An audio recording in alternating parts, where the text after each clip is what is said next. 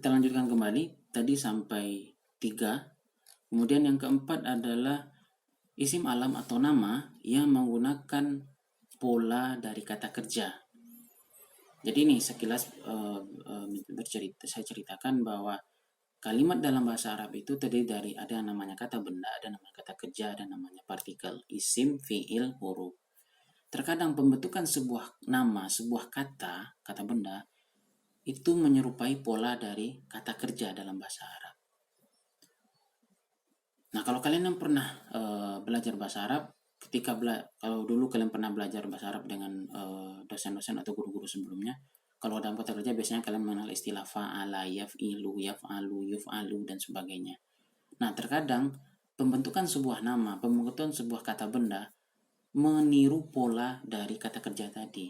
Contoh kalau kalian pengen tahu, di catatan ini saya berikan contoh nama seseorang yang meniru pola dari kata kerja, salah satu kata kerja dalam bahasa Arab. Contoh yaf'ilu, betul, yaf'ilu.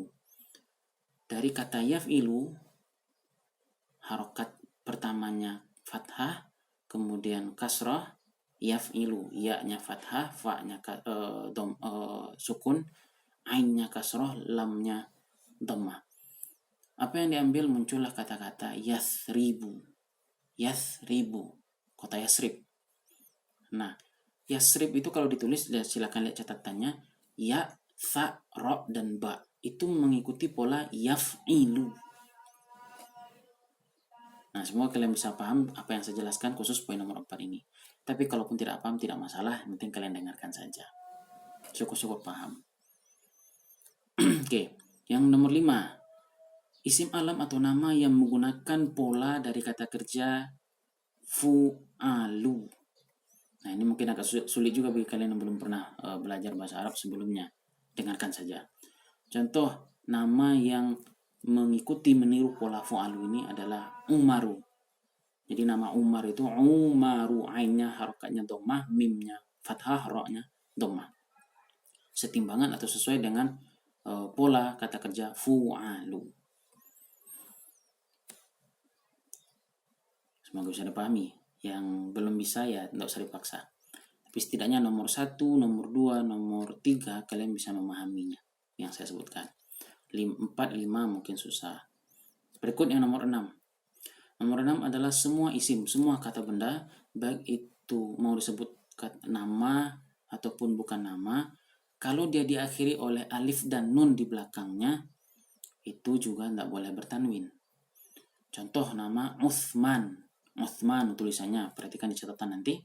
Tolong kalian perhatikan catatan. Uthmanu, ain, tha, mim, terus alif, mim dan alifnya panjang, terus ada nun. Jadi jangan dibaca Uthmanun.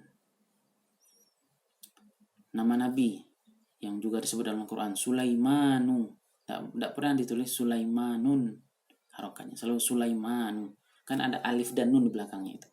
Nah, kalau ada nama atau kata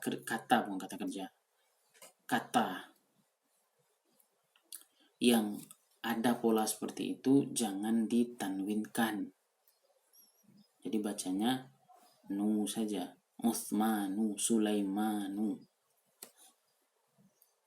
Nah, ini mungkin sebagian bisa memahami, sebagian bisa tidak. Syukur-syukur bisa memahami ya.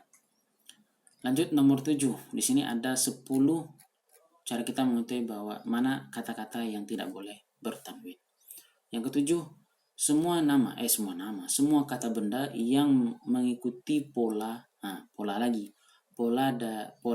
dari af'alu.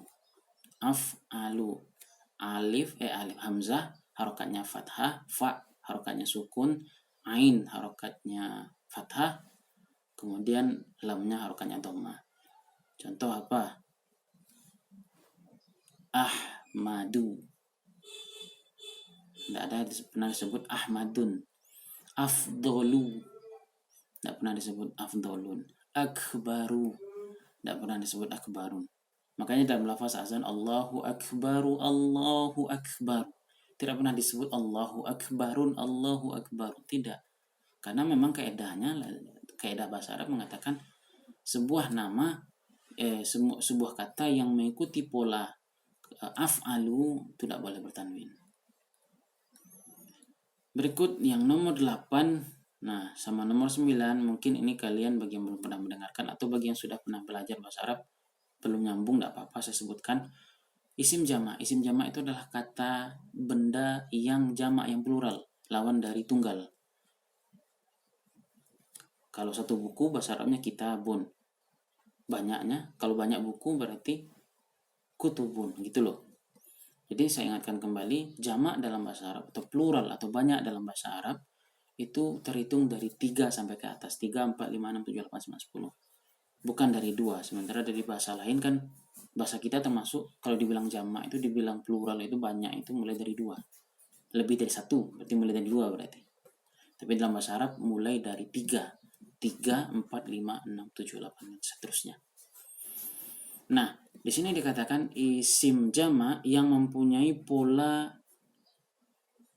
struktur kata yang di tengahnya itu terdapat mad alif.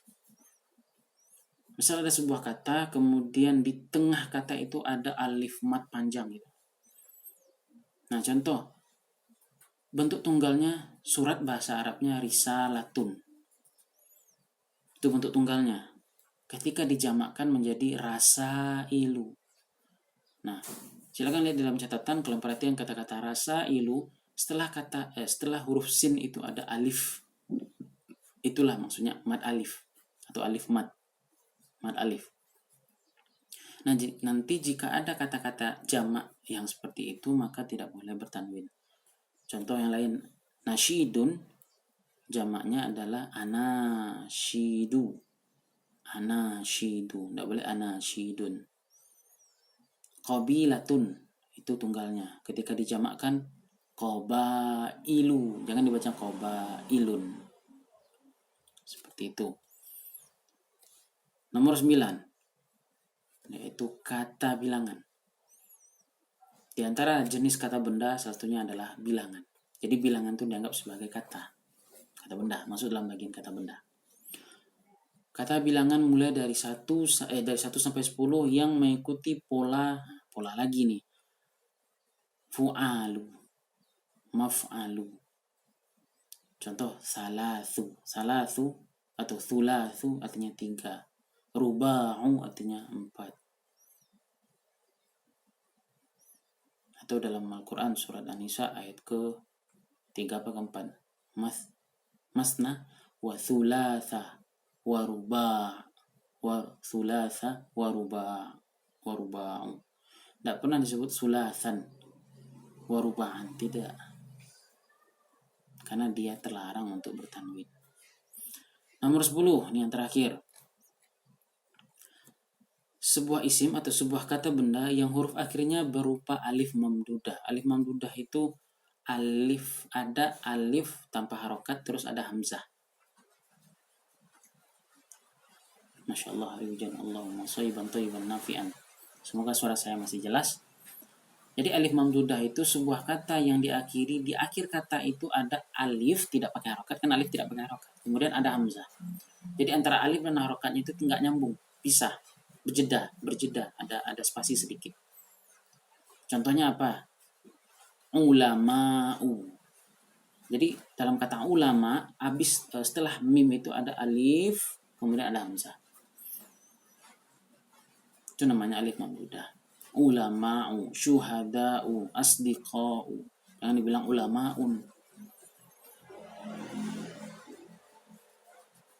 Nah, itulah di antara kata-kata yang tidak boleh bertanwin. Kita bisa mengetahuinya dari syarat-syarat tadi. Nah, saya yakin mungkin ada sebagian kalian tidak paham dengan apa yang saya jelaskan, dan meskipun saya tulis ini, saya kirimkan, tidak semuanya akan paham. Ya, tidak masalah, setidaknya saya sudah mengenalkan. Syukur-syukur kalian bisa menangkap 2 atau 3 dari hal ini. Alhamdulillah.